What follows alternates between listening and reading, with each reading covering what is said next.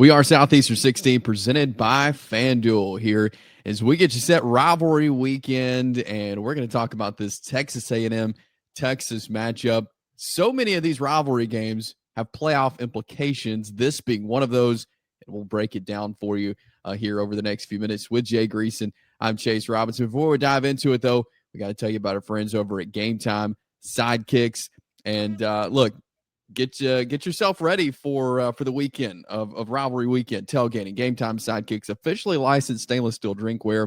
All the SEC schools right there. Everything from stainless steel sippy cups, tumblers, 40-ounce plus bottles, and shaker cups right there at GameTime SIDEKICKS.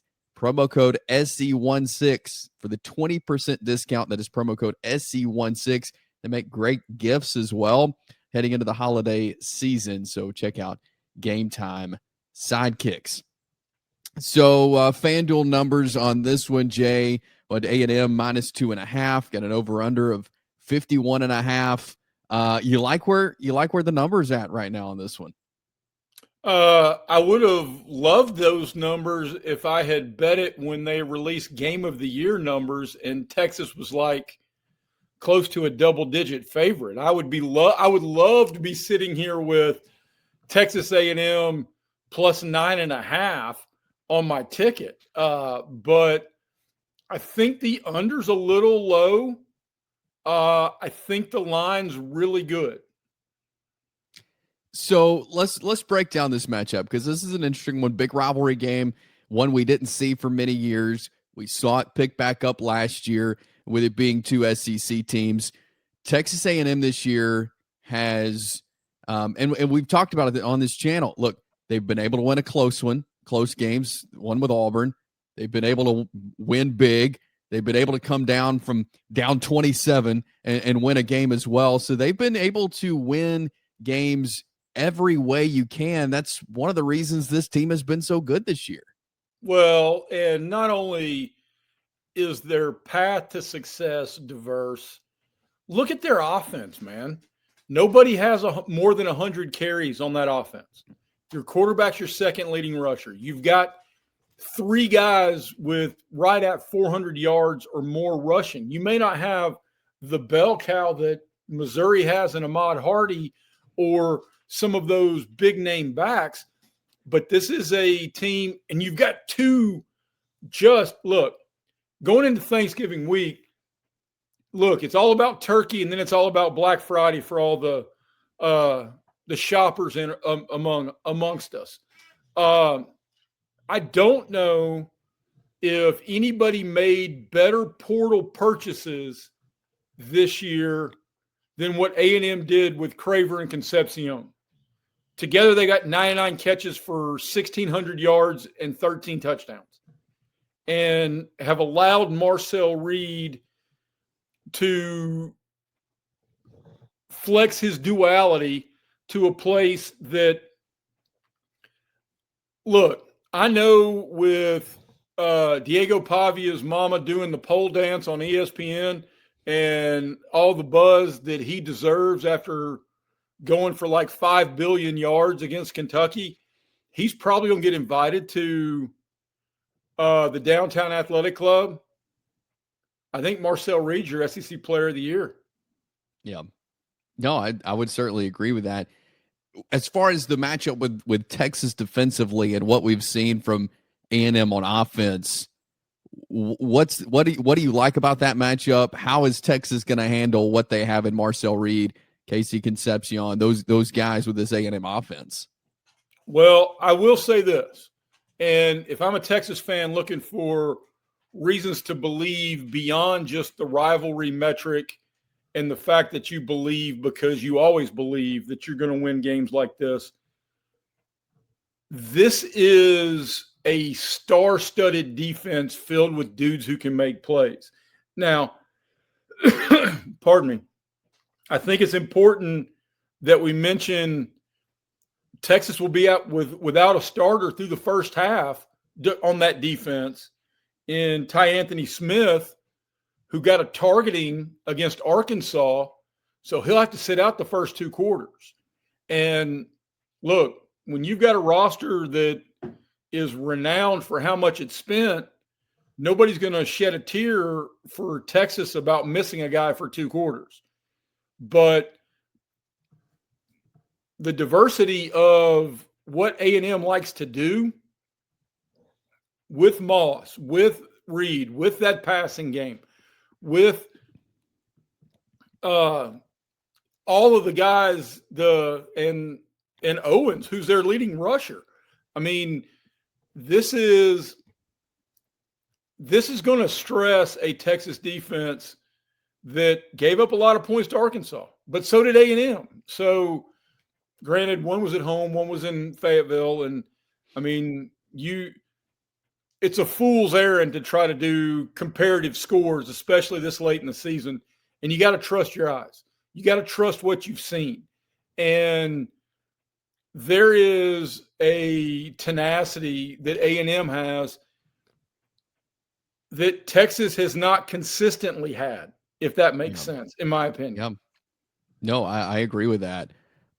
Flipping the matchup, Arch Manning threw for a 389 Saturday against Arkansas. That was his best yardage game of the year, 4 touchdown, no picks in that game. He was 18 of 30. But again, he was going against Arkansas, who hasn't been great defensively this year. I feel like they've gotten better, but they haven't been great.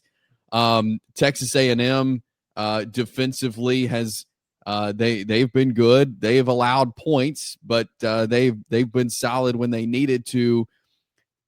How do you feel Arch Manning, Texas offense, going against this A&M defense? How is the flow for Texas if they're going to need to win the game? How can the flow offensively be for the Longhorns? Well, they're going to have to get the ball out of his hands in a hurry.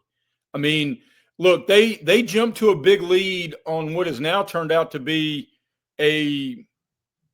one of Texas's best wins. And who had this at the beginning of the year was Vandy at home by 3. Yeah. So, and the way they did that was they built a big lead by getting the ball out of his hands quickly. And if you're Texas, you feel good about 2 things. One,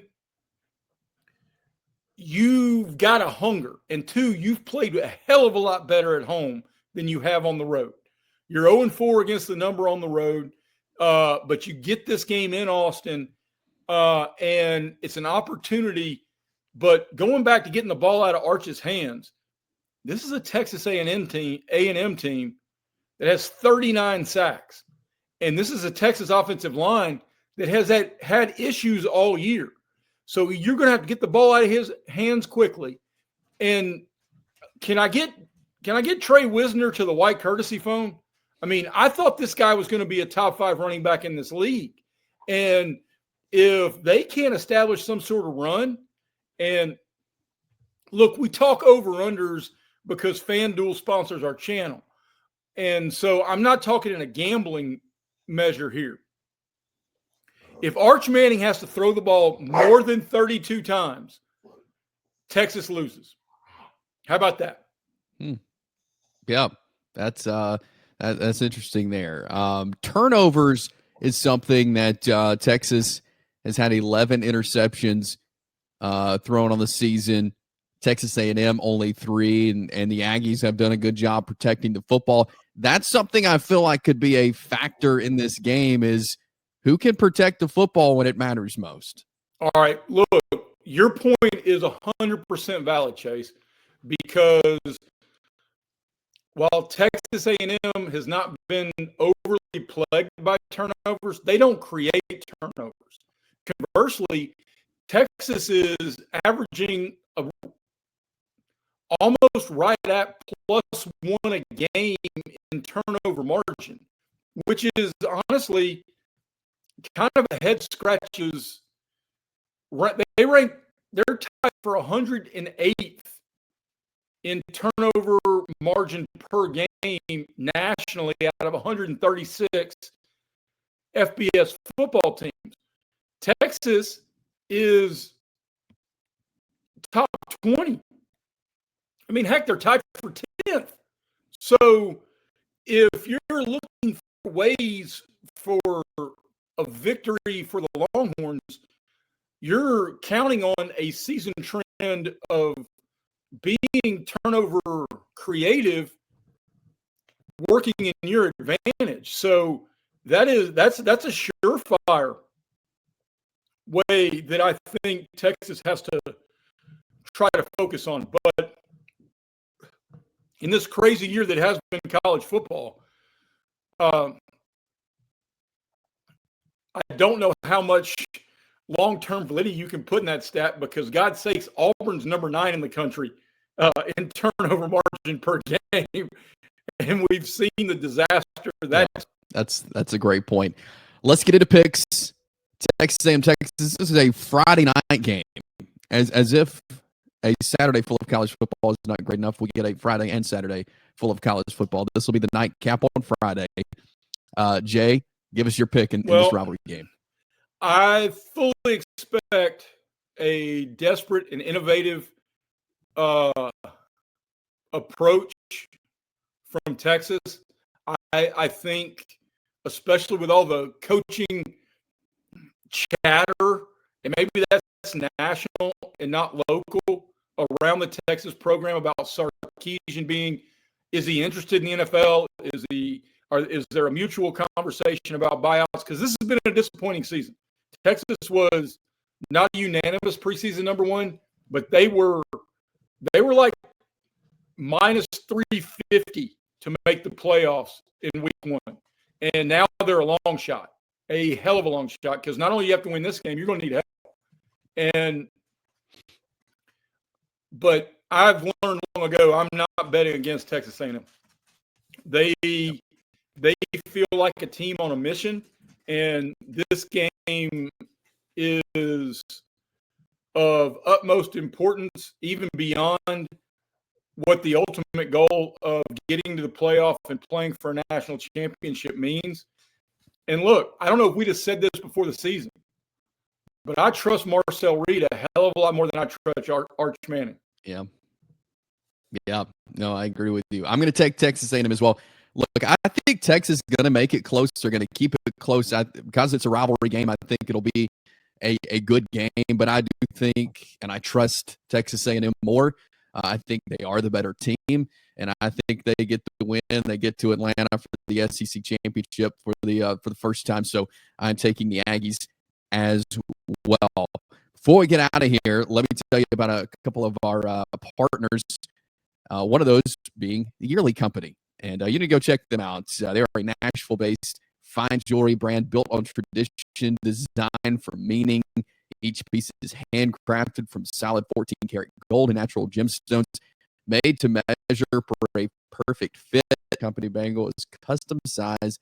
Knowing your size is the most important first step before ordering. That's where the sizing kit comes in. Code SC16KIT will take 100% off the sizing kit. That sounds free to me. 100% off the sizing kit there at checkout. SC16KIT there at Yearly Company. Also, our friends at ROKFORM. They are the world's strongest magnetic phone case.